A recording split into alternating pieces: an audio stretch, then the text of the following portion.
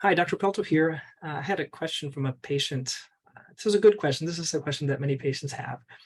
Can nail fungus go inside my body or my bloodstream? And the reason I get this question is because when I talk to patients about nail fungus, I say the topical treatments don't really work. I'm going to put at the end, I have a couple of other videos that talk about my treatment options for nail fungus. Also, there's a link on my webpage that talks about nail fungus specifically that you can learn more.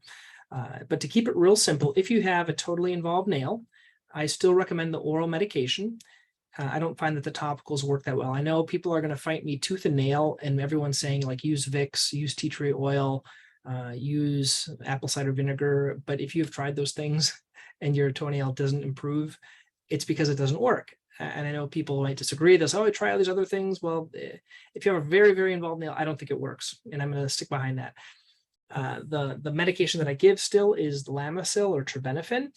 And the question that patients have is, well, since that goes through the bloodstream, will then that work and kill the fungus in my body? Or does this fungus go internally or have an internal fungal infection?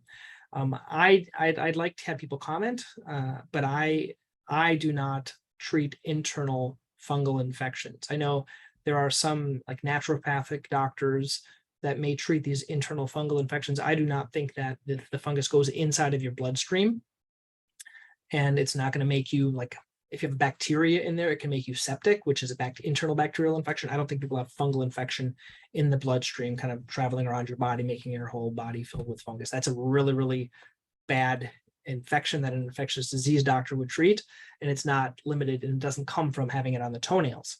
What I do find is that the toenail fungus can go onto the skin and cause athlete's foot, and the athlete's foot can go on to the toenails.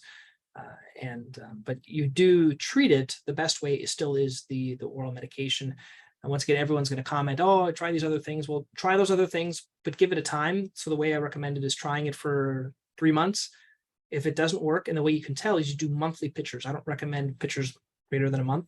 Do a monthly. If you see clearing, you're going to see clearing right here.